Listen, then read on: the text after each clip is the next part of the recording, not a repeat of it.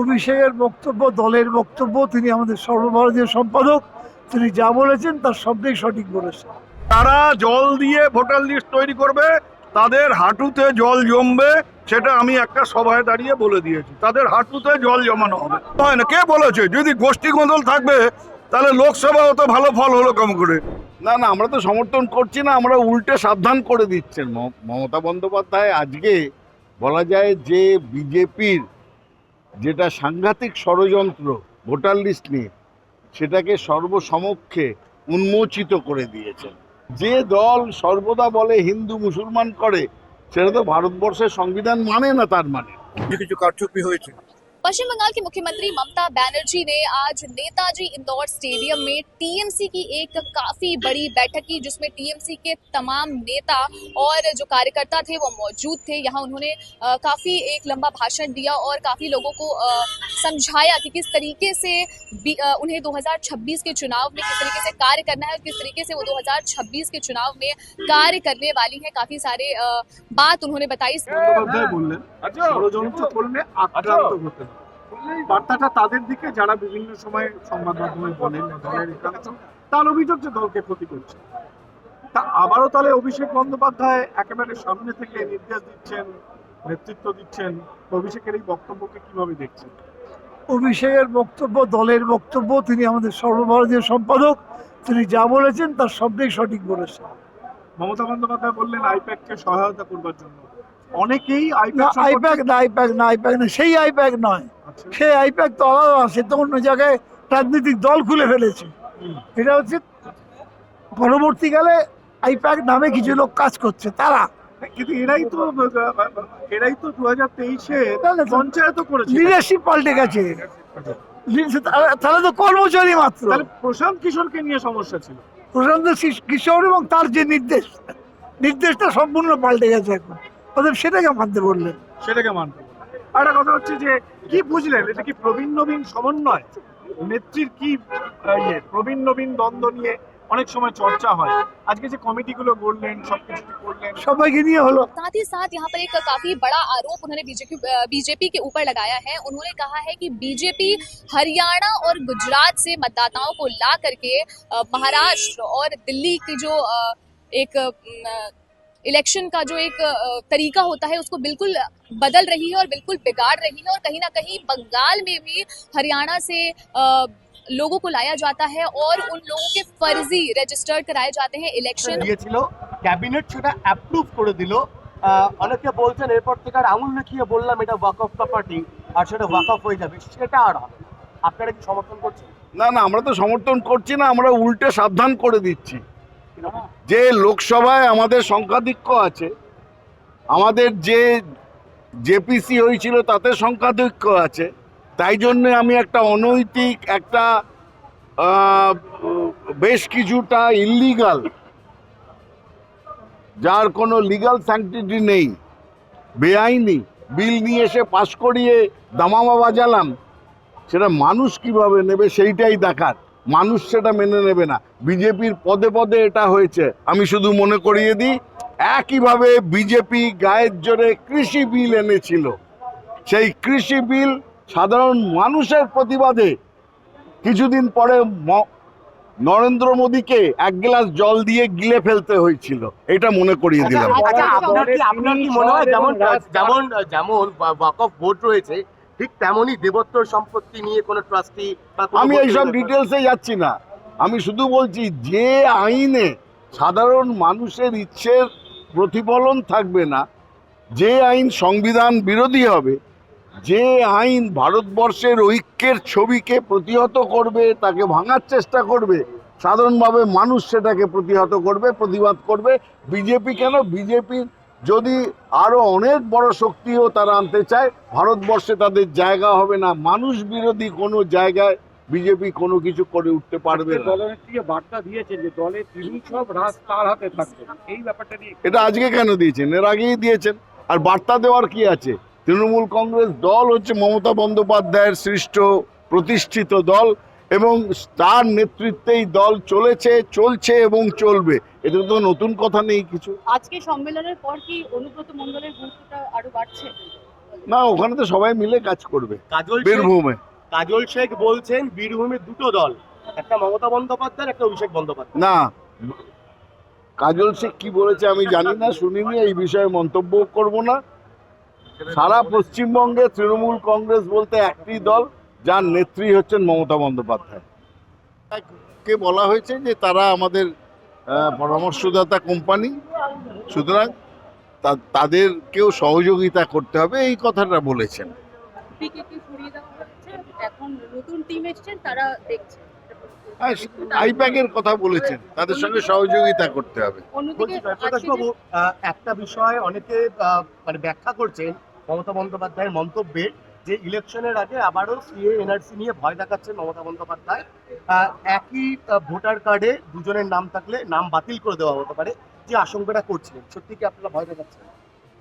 ভয় দেখানোর প্রশ্ন তো উঠছে না, যেখানে সত্য উদ্ঘাটন করার কথা বলেছেন মমতা বন্দ্যোপাধ্যায়। আজকে বলা যায় যে বিজেপির যেটা সাংঘাতিক ষড়যন্ত্র ভোটার লিস্ট নিয়ে, সেটাকে সর্বসমক্ষে উন্মোচিত করে দিয়েছেন। এটা ভয় দেখানো না, একটা সত্যকে উদ্ঘাটন করেছেন।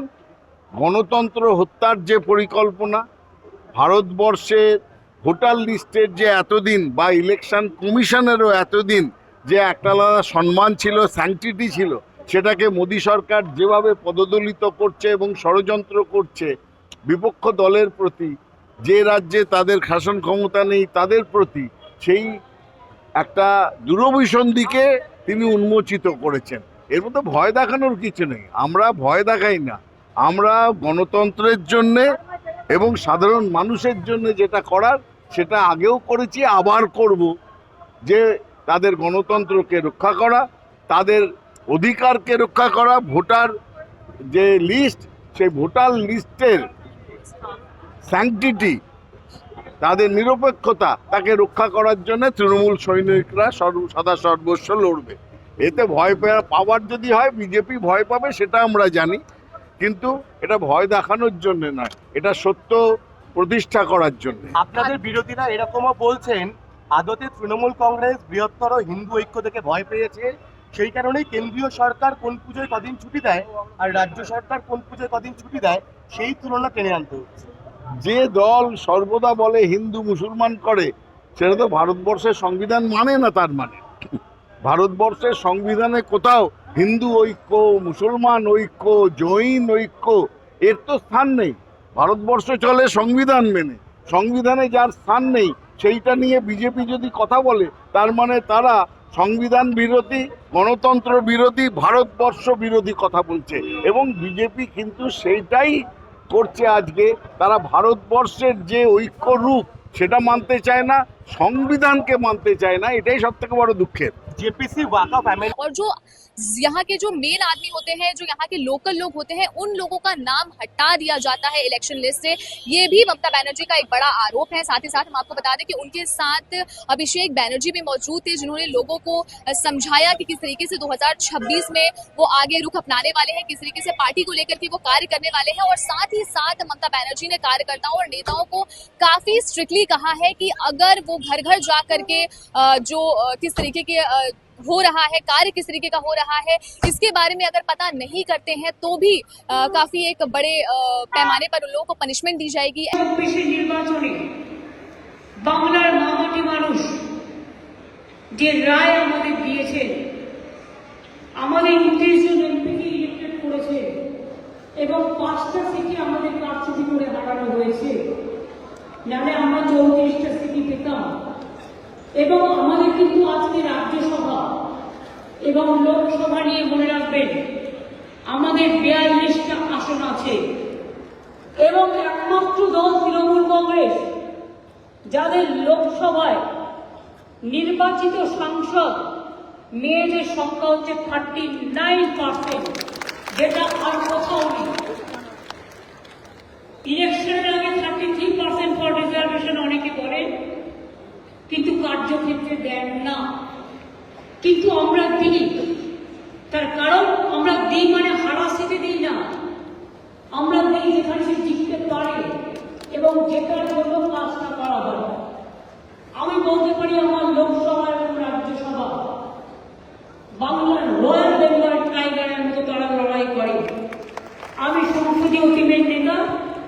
অনারেবল সুদীপ বন্দ্যোপাধ্যায়, কল্যাণ ব্যানার্জি, দেবেব্রত রায়, সাগরিকা সহ সকলে আছেন। আমি সকলকে বলবো আপনাদের অনেক অনেক ধন্যবাদ। আমাদের বিধানসভা আমি নিজে আছি, কিন্তু বিশ্বাস করুন বিধানসভায় আমার সব কাজটাই আমার পরিষদীয় দল করে। আমাকে হয়তো কিছুই করতে হয় না, এবং আমাকে করতে হয় যেটা, সেটা হচ্ছে সংসদের কাজ করতে হয়। তার কারণ দলের কি স্ট্যান্ড, এক একটা বিল আসবে, কোন বিলটায় আমাদের কি ওপিনিয়ন, এটা কিন্তু খুব বড় matter, it's a big matter. সেক্ষেত্রে তারা কিন্তু অলওয়েজ আমার সাথে কনসাল্ট করে। আমার মনে আছে আমি যখন এমপি ছিলাম, আমার কাছে একটা ইনফরমেশন থাকতো না, কারণ আমি তো এমপি ছিলাম কখনো একা। 2004-এ সবাইকে জোর করে হারিয়ে দেওয়া হলো, 39% ভোট আমরা পেয়েছিলাম, কিন্তু সিট পেয়েছিলাম মাত্র একটা। তার কারণ তৃণমূল কংগ্রেস ক্ষমতায় আসতো 2001 সালে। যদি তখন আমরা যখন কংগ্রেসে ছিলাম, তখন আমাদের কংগ্রেসের সাথে সিট অ্যাডজাস্টমেন্ট হয়েছিল, তখন যদি তারা একটা পক্ষ বিক্রি না করতো, তাহলে 2001-এ বামফ্রন্ট সরকারের পরিবর্তন হয়ে যেত। ऐसा ममता बनर्जी का कहना है। आइए आपको सुनाते हैं कि क्या कुछ कहा बाहर जो कार्यकर्ता थे और जो भी नेता थे तमाम टीएमसी के, उनका क्या कुछ कहना है, इसमें हम आपको सुनाते हैं। আজকে যেটা বললেন আর কি, এর আগে মহারাষ্ট্রে যে ভোট হয়েছে, দিল্লিতে যে ভোট হয়েছে, কিছু কিছু কারচুপি হয়েছে এবং যার জন্য রেজাল্ট খারাপ হয়ে গেছে। আমরা সতর্ক আছি, আমরা ভোটার লিস্ট যাতে সঠিকভাবে হয় আমরা করব। অভিষেক বন্দ্যোপাধ্যায় বলেছেন যে চক্রান্ত নেত্রী তিনি যা বলার বলেছেন। এবার তারা, আমি বীরভূমের লোকও না, আমি বীরভূমের রাজনীতি করি না, আমি কুচবিহারের রাজনীতি করি। কুচবিহার নিয়ে কোনো প্রশ্ন থাকলে বলতে পারেন। কবে যাবেন, কবে? কালকে সকালে। মহারাষ্ট্র দিল্লিতে কারচুপি করে হারানো হয়েছে, হ্যাঁ। এবং আজকে থেকেই কিন্তু ভোটার লিস্ট কারচুপিতে নেমে পড়তে হবে দলীয় কর্মীদের। কি বলবেন? পরিষ্কার তো, এটা তো আগেই বলে দিয়েছেন আমাদের। এবং আমরা আবার বলছি যে এটা বাংলা, এটা মহারাষ্ট্র না, এটা দিল্লি না। দিল্লি মহারাষ্ট্রে যা করা হয়েছে সেটা যদি এখানে করতে আসে, তার ফলাফল ভয়ঙ্কর হবে, ভয়ঙ্কর হবে। যারা জল দিয়ে ভোটার লিস্ট তৈরি করবে, তাদের হাঁটুতে জল জমবে, সেটা আমি একটা সভায় দাঁড়িয়ে বলে দিয়েছি। তাদের হাঁটুতে জল জমানো হবে। যদি তিনি বারবার বলছেন যে সংঘবদ্ধ হয়ে লড়াই করতে হবে, হ্যাঁ, কিন্তু যেটা দেখা যাচ্ছে অবশ্যই হবে। আপনাদের তো কোথাও হয় না। কে বলেছে? যদি গোষ্ঠী গোন্দল থাকবে তাহলে লোকসভা অত ভালো ফল হলো কম করে। যদি গোষ্ঠী গোন্দল হবে তাহলে পঞ্চায়েতে অত ভালো নির্বাচন, বাই ইলেকশনগুলোতে অত ভালো ফলাফল হলো কি করে? মত বিরোধ থাকতে পারে, মতের অমিল থাকতে পারে, কিন্তু গোষ্ঠী গোন্দল বলে কিছু নেই।